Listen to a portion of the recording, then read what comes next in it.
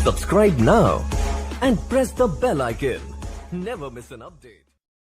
नमस्कार साथियों, स्वागत करता हूं सबका इस YouTube चैनल पर जिसका नाम है स्टडी विद PN लोधा। मित्रों, रीट एग्ज़ाम 2021 हेतु आज से ही ओल्ड जो पेपर हो चुके हैं रीट के उनको मैं सोल्व कराने वाला हूं। तो आज ये जो वीडियो है इसमें रीट 2018 का जो पेपर है बाल विकास व शिक्षा शास्त्र पार्ट फर्स्ट जो आपके आता है जिसमें कुल प्रश्नों की संख्या 30 होती है, तो हम 2018 का पेपर सोल्व करने वाले हैं। मित्रों, चाहे आप लेवल 1 से हो चाहे आप लेवल 2 से हो, दोनों में ही लगभग साइकोलॉजी के टॉपिक सेम ही है, तो आप इस वीडियो को देखिएगा। मित्रों, वैसे ये जो पेपर है ये रीट 2018 का पेपर लेवल 1 का है, किंतु इसको लेवल 2 वाले भी निश्चित रूप से सोल्व जरूर करिएगा ताकि आपको पता चल सके कि एग्ज़ाम में क्वेश्चन किस तरीके से आते हैं। और साथियों, लेवल 1 से है तो आप ज़रूर इसको हल करिएगा। मित्रों, तो चलिए शुरू करते हैं। मैं प्रत्येक प्रश्न को विश्लेषित करते हुए आपको समझाकर आंसर बताने वाला हूं।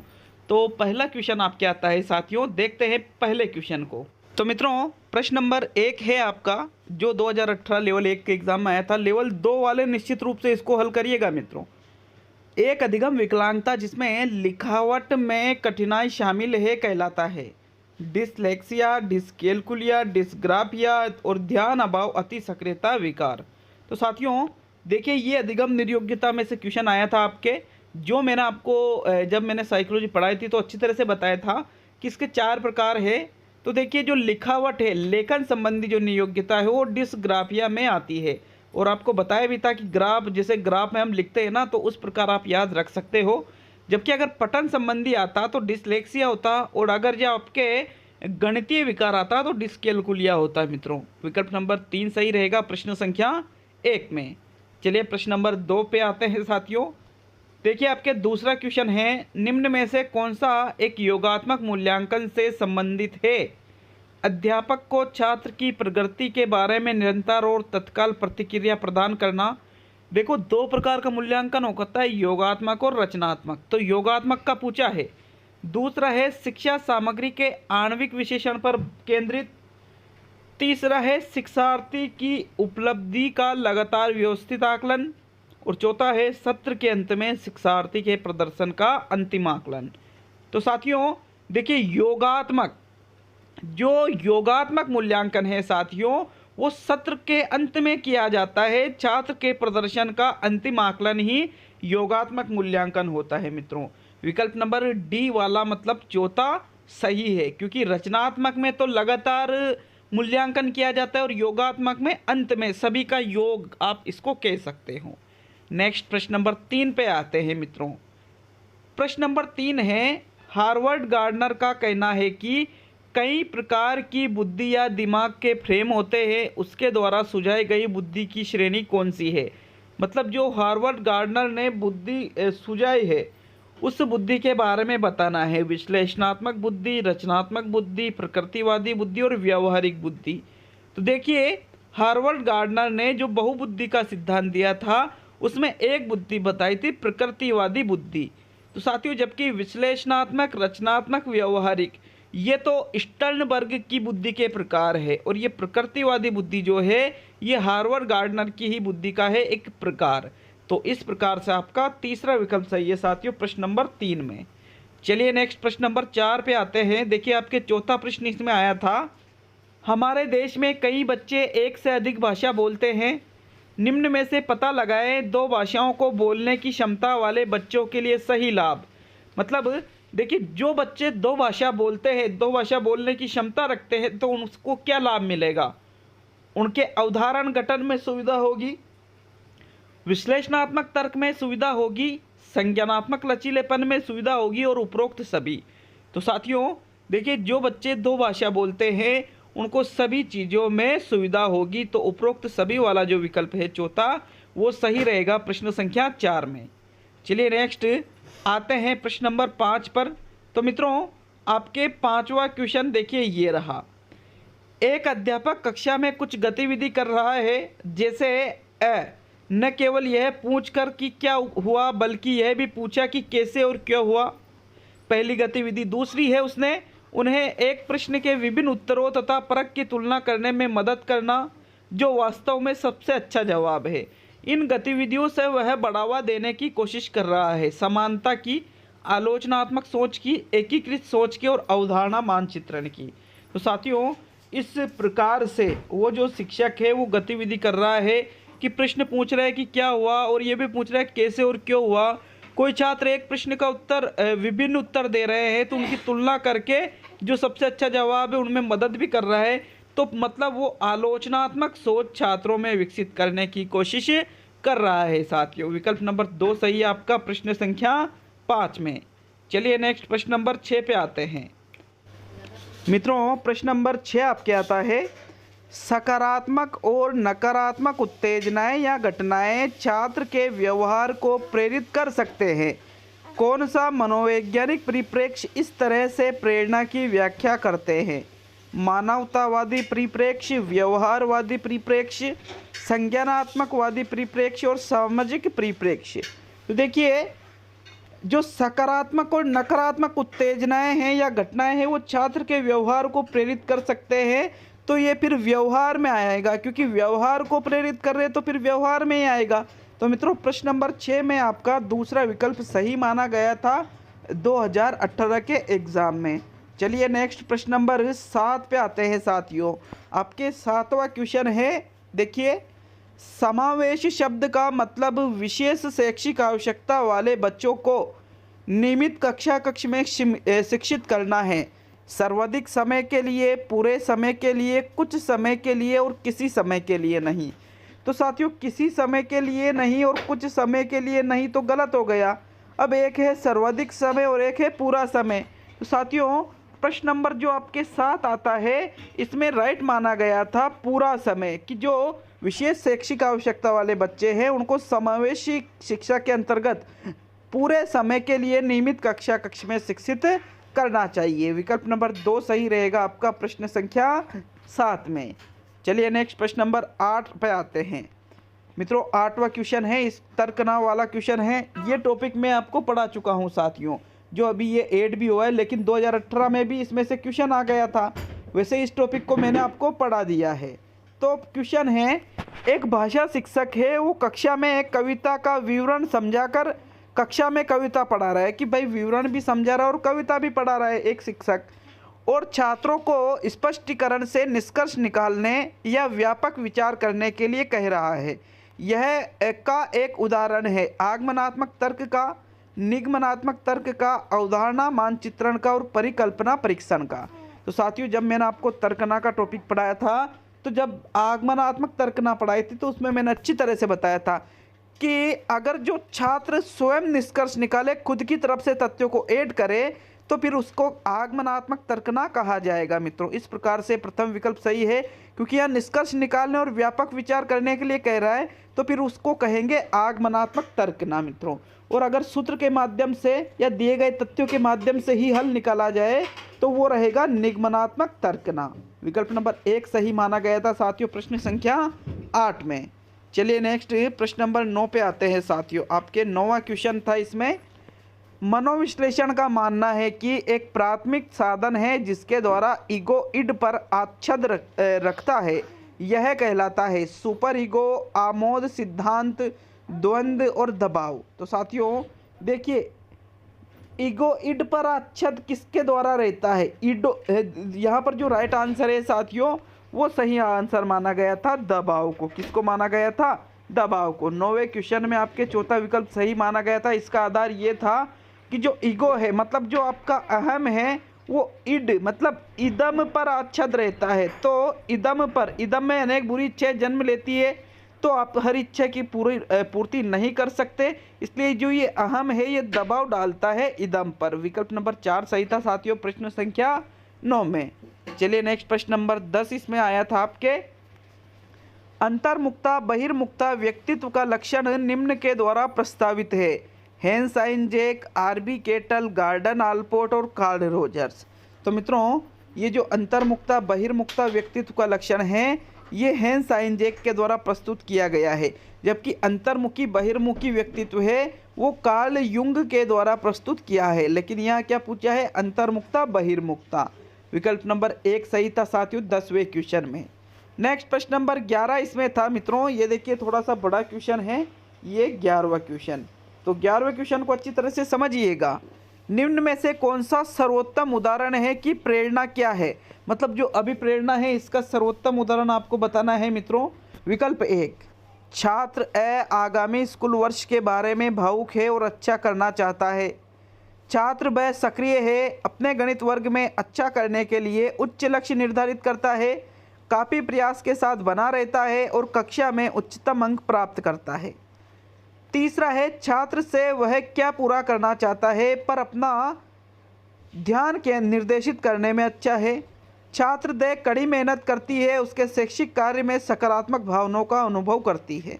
तो साथियों सबसे बेस्ट विकल्प का चयन करना है। वैसे चारों ही उदाहरण तो अभिप्रेरणा के हैं, लेकिन सर्वोत्तम उदाहरण, तो साथियों सर्वोत्तम उदाहरण इसमें था छात्र ब सक्रिय भी है, सक्रिय तो यहाँ पर भी है साथियों, अन्य जगह पर भी, लेकिन अपने गणित वर्ग में अच्छा करने के लिए वो उच्च लक्ष्य निर्धारित भी कर रहा है और काफ़ी प्रयास के साथ बना रहता है। मतलब ऐसा नहीं है कि लक्ष्य निर्धारित कर दिया और बने मत रहो, लक्ष्य निर्धारित करने से काम नहीं चलेगा, उसी के अनुसार आपको मेहनत करनी पड़ेगी और कक्षा में उच्चतम अंक भी प्राप्त कर रहा है वो। तो साथियों इस प्रकार से ये जो दूसरा विकल्प है ये प्रेरणा का सर्वोत्तम उदाहरण है मित्रों।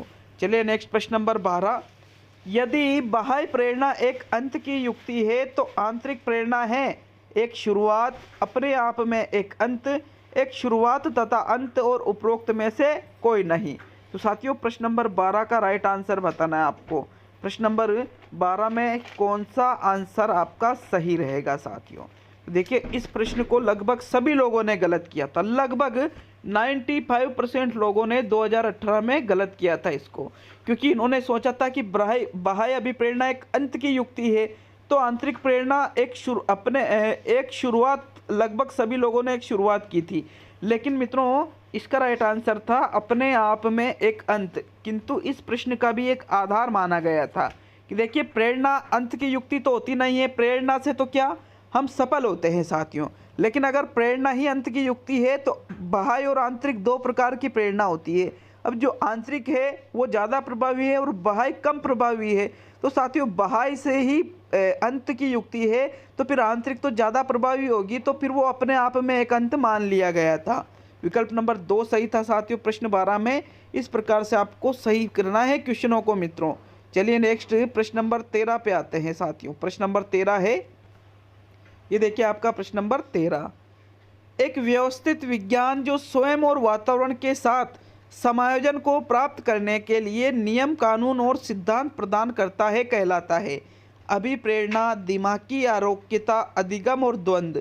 तो साथियों जो स्वयं और वातावरण के साथ समायोजन प्राप्त करने के लिए नियम, कानून और सिद्धांत प्रदान करे, ऐसे व्यवस्थित विज्ञान को हम अधिगम तो कहेंगे नहीं, अभिप्रेरणा भी नहीं कहेंगे, द्वंद्व भी नहीं कहेंगे, बल्कि उसको दिमागी आरोग्यता के नाम से जाना जाएगा। विकल्प नंबर 2 सही है साथियों प्रश्न संख्या 13 में, क्योंकि अभिप्रेरणा में तो क्या व्यक्ति अभिप्रेरित होता है, अधिगम में सीखता है, द्वंद्व में उसके अंदर कि भाई ये करूं या नहीं करूं, इस प्रकार के विचार पैदा होते हैं साथियों। इस प्रकार ये पहला, तीसरा, चौथा आंसर नहीं था बल्कि दूसरा आंसर माना गया था। चलिए नेक्स्ट प्रश्न नंबर 14 देखेंगे। एक समायोजन तंत्र में अतीत, वर्तमान और प्रस्तावित व्यवहार के अनुमोदित कारणों में तार्किक और सामाजिक रूप से सोचना शामिल है कहलाता है। प्रतिकरण, परिमेयकरण, प्रतिगमन और दमन। तो साथियों अतीत, वर्तमान और प्रस्तावित व्यवहार मतलब आने वाले समय में जो व्यवहार आप करोगे, मतलब अतीत, वर्तमान और भविष्य के अनुमोदित कारणों में आप तार्किक और सामाजिक रूप से सोचते हो, तो फिर दमन में तो ऐसा सोचा नहीं जाता है। तो साथियों देखिए दमन में तो अपनी इच्छाओं को दबाया जाता है, तार्किक रूप से थोड़ी सोचा जाता है। प्रतिगमन में पूर्व की अवस्था में लौटा जाता है और इसका आंसर है परिमेयकरण। परिमेयकरण जो होता है साथियों इसमें अतीत, वर्तमान और प्रस्तावित व्यवहार के अनुमोदित कारणों में तार्किक और सामाजिक रूप से सोचा जाता है। विकल्प नंबर 2 सही है साथियों प्रश्न 14 में। चलिए नेक्स्ट प्रश्न नंबर 15, स्कूल की संगठनात्मक स्थापना छात्रों के अधिगम को प्रभावित करती है। यह पहलू उस श्रेणी से संबंधित है क्रियात्मक कारक, मनोवैज्ञानिक कारक, सामाजिक कारक और अन्य कारक। तो साथियों प्रश्न नंबर 15 का राइट आंसर बताइए। देखिए आपका प्रश्न नंबर जो 15 है, तो स्कूल की संगठनात्मक स्थापना की यहाँ बात की जा रही है। ये छात्रों के अधिगम को प्रभावित करती है। तो साथियों संगठन में क्रियात्मक नहीं रहेगा, संगठन में मनोवैज्ञानिक नहीं रहेगा, बल्कि संगठन में रहेगा सामाजिक कारक, क्योंकि संगठनात्मक स्थापना सामाजिक के अंतर्गत ही आ जाती है।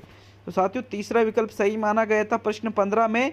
नेक्स्ट प्रश्न नंबर 16, निम्न स्थितियों में से कौन समायोजन को बढ़ावा देती है? तीव्र उत्सुकता, अपराध का जुनूनी विचार, बीमारी का डर और न्यूरोटिक भय और चिंता से मुक्त। तो साथियों व्यक्ति समायोजन कब करता है? जब उसके सामने कोई समस्या आती है। अब व्यक्ति के सामने कोई समस्या आई साथियों, तो उसके अंदर न्यूरोटिक भय उत्पन्न होता है और वो चिंता से मुक्त होना चाहता है। इसलिए ये चीज़ समायोजन को बढ़ावा देती है, ताकि व्यक्ति सोचे कि मुझे मेरे अंदर जो टेंशन चल रही है वो दूर हो जाए, इसलिए वो व्यक्ति समायोजन कर लेता है साथियों। विकल्प नंबर 4 सही है आपका प्रश्न 16 में। चलिए नेक्स्ट प्रश्न नंबर 17 है, एक शिक्षक के रूप में आपने अपने छात्रों से हमारे जीवन पर प्रदूषण के प्रभाव को समझाते हुए एक निबंध लिखने के लिए कहा। इस कार्यभार से ब्लूम के वर्गीकरण के कौन से संज्ञानात्मक स्तर की व्याख्या की गई है? विश्लेषण, संप्रयोग, समझ और ज्ञान। तो साथियों आप एक शिक्षक हो और आपने छात्रों से कहा कि आपको हमारे जीवन पर प्रदूषण के प्रभाव को समझाना है और निबंध लिखना है। तो साथियों वो इस चीज़ को कब करेगा? जब वो इस चीज़ का ज्ञान रखेगा तभी तो उसका प्रयोग करेगा। तो ज्ञान रखना तो ज्ञानात्मक में आ जाएगा, लेकिन उसको अगर लिख भी देता है तो वो आएगा संप्रयोग में। किस में आएगा साथियों? संप्रयोग में। ये संज्ञानात्मक स्तर का दूसरा जो विकल्प है संप्रयोग वाला, वो सही है प्रश्न 17 में। चलिए नेक्स्ट प्रश्न नंबर 18 पे आते हैं साथियों। तो देखिए 18वां प्रश्न आपको इधर मिलेगा साथियों, ये प्रश्न नंबर 18। ये देखिए, शिक्षक के तौर पर आपने एक उपयुक्त परीक्षण और जांच सूची का उपयोग करके छात्र की बुद्धि, व्यक्तित्व तथा कक्षा व्यवहार के बारे में जानकारी एकत्रित की। यह प्रक्रिया कहलाती है आकलन, मापन, मूल्यांकन और उपरोक्त सभी। तो देखिए आप शिक्षक है, आपने उपयुक्त परीक्षण और जांच सूची का उपयोग किया और छात्र की जो बुद्धि है, छात्र का जो व्यक्तित्व है, छात्र का जो तथा उसका जो कक्षा में व्यवहार है, उसके बारे में जानकारी एकत्रित की साथियों। तो फिर इसको हम मापन नहीं कहेंगे, क्योंकि मापन तो आप संख्यात्मक रूप से करते हो। मूल्यांकन भी नहीं कहेंगे साथियों, गुणात्मक रूप से करते हो। लेकिन साथियों ये बुद्धि, व्यक्तित्व और व्यवहार, इनके बारे में किया जाता है आकलन। क्या किया जाता है? आकलन किया जाता है मित्रों। इस प्रकार आपका प्रथम विकल्प यहाँ पर सही था प्रश्न संख्या 18 में। चलिए नेक्स्ट प्रश्न नंबर 19, कौन सा क्षेत्र ब्लूम के वर्गीकरण में नामित नहीं है? संज्ञानात्मक, क्रियात्मक, भावात्मक और मनोप्रेरणात्मक। तो देखिए ब्लूम का जो वर्गीकरण है उसमें संज्ञान है, संज्ञानात्मक, भावात्मक, क्रियात्मक तो है ही है, लेकिन मनोप्रेरणात्मक को भी माना जाता है साथियों। इसलिए इस क्वेश्चन में बोनस दिया गया था साथियों। तो इस क्वेश्चन में बोनस है साथियों। मित्रों प्रश्न नंबर 20 पे आते हैं। आपके प्रश्न नंबर 20 है, ये देखिए थोड़ा बड़ा क्वेश्चन है मित्रों। ये निम्न में से कौन सा राष्ट्रीय पाठ्यचर्या 2005 ढांचे के मार्गदर्शक सिद्धांत नहीं है? एनसीएफ 2005 का मार्गदर्शक सिद्धांत इनमें से कौन सा नहीं है? स्कूल से बाहर जीवन को ज्ञान से जोड़ना, परीक्षा को अधिक लचीला और कक्षा में एकीकृत करना, अधिगम को रटना, विधि को सुविधाजनक बनाना और पाठ्य पुस्तक केंद्रित रहने की बजाय बच्चों के समग्र विकास के लिए समृद्ध पाठ्यचर्या प्रदान करना। तो साथियों एनसीएफ 2005 ये बिल्कुल भी नहीं कहता है कि अधिगम को रटा जाए और उस विधि को भी सुविधाजनक। रटना नहीं है बल्कि समझना है साथियों। विकल्प नंबर 3 सही इस प्रकार से सही था प्रश्न 20 में। चलिए नेक्स्ट प्रश्न नंबर 21, शुरू में एक बच्चा अपनी पूरी हथेली का उपयोग करके वस्तु को पकड़ता है। धीरे धीरे वृद्धि और विकास के रूप में बच्चा उंगलियों और अंगूठे का उपयोग वस्तु को उठाने के लिए करता है। इस प्रकार की प्रगति है। तो देखिएगा किस प्रकार से इस प्रश्न को आपको देखना है कि बच्चा पहले पूरी हथेली का उपयोग कर रहा है, फिर वो धीरे धीरे वृद्धि और विकास के रूप में बच्चा उंगलियों और अंगूठे का उपयोग करना सीख रहा है। तो इसको कहेंगे व्यापक से विशिष्ट कार्यवाही प्रकृति। व्यापक, पहले पूरे हाथ का प्रयोग, फिर धीरे धीरे उसमें विशिष्टता उंगलियों और अंगूठे का प्रयोग करना सीख गया, और इसको ही कहा जाता है प्रोक्सिमो डिस्टल। क्या कहा जाता है? प्रोक्सिमो डिस्टल। इसलिए दूसरा और तीसरा विकल्प दोनों ही सही माने गए थे 21वें क्वेश्चन में। चलिए नेक्स्ट प्रश्न नंबर 22वां आता है साथियों। यहाँ आपको 22वां क्वेश्चन मिलता है। तो प्रश्न नंबर 22, बच्चे के विकास को अक्सर शारीरिक, संज्ञानात्मक, भावनात्मक और सामाजिक जैसे 3 व्यापक क्षेत्र में विभाजित किया जाता है। विकास प्रक्रिया इन क्षेत्रों में कहाँ तक संबंधित है? ये अन्य को प्रभावित किए बिना स्वतंत्र रूप से विकसित होते हैं। तो क्या ये एक दूसरे को प्रभावित नहीं करते हैं? करते हैं साथियों, तो ये तो गलत हो गया। यह एकीकृत और समग्र प्रकार से में विकसित होते हैं, आंशिक रूप से विकसित होते हैं और बेतरतीब ढंग से विकसित होते हैं। तो साथियों तीसरा और पहला विकल्प और चौथा विकल्प बिल्कुल गलत लग रहा है। ये जो संज्ञानात्मक, भावात्मक और सामाजिक क्षेत्र है, ये एकीकृत और समग्र आपस में जुड़े हुए हैं। तो साथियों इस प्रकार से ये समग्र रूप से विकसित होते हैं। विकल्प नंबर 2 सही है प्रश्न 22 में।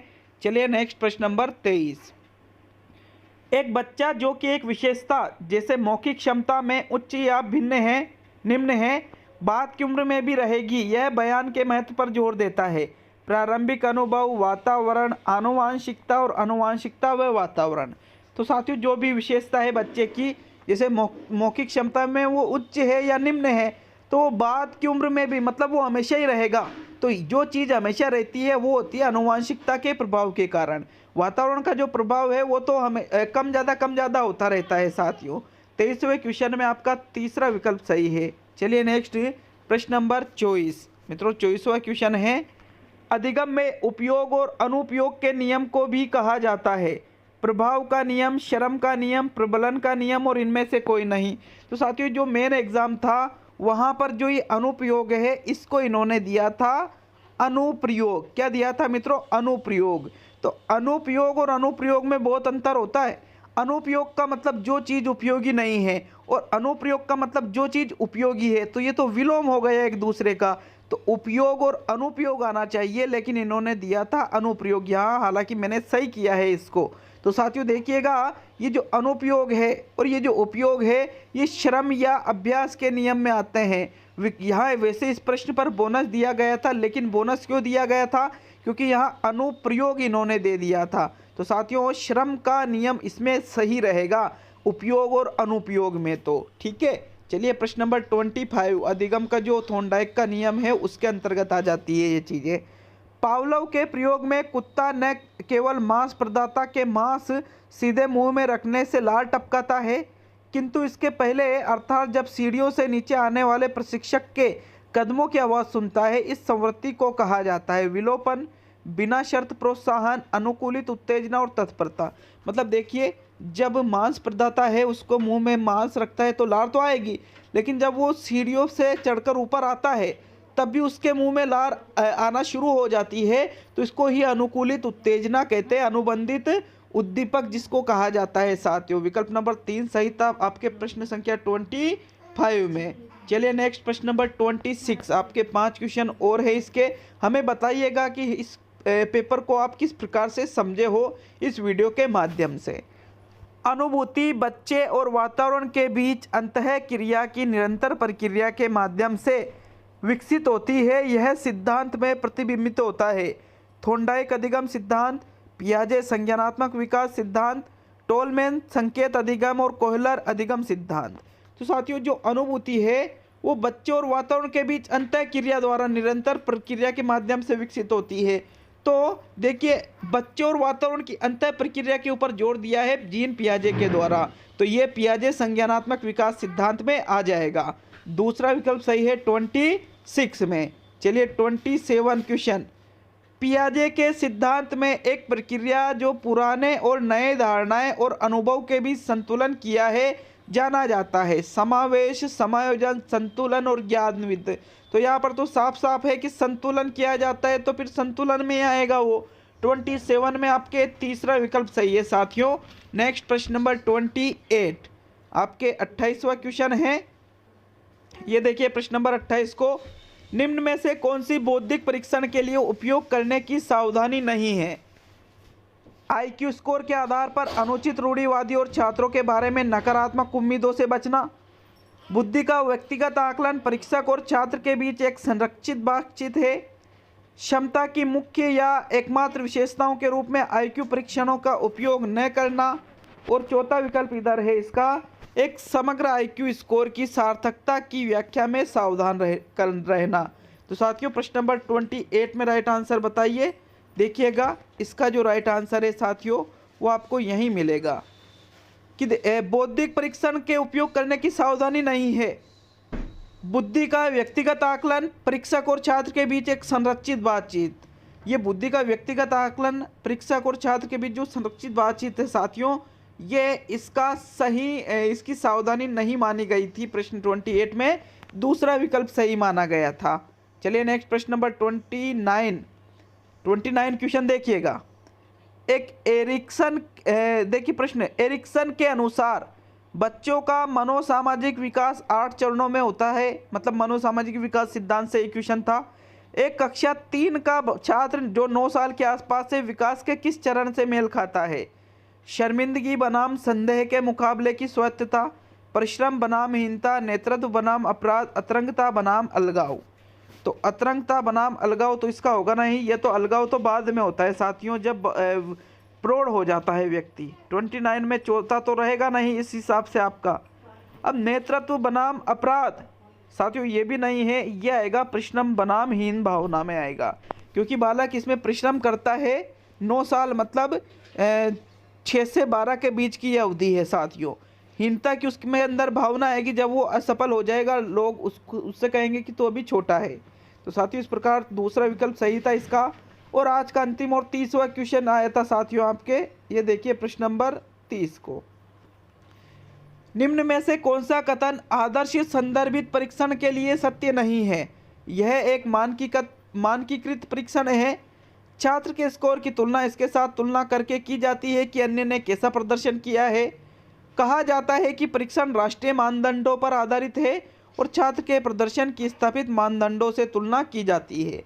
तो साथियों जो एक आदर्श संदर्भित परीक्षण है इसके बारे में कौन सा सत्य नहीं है?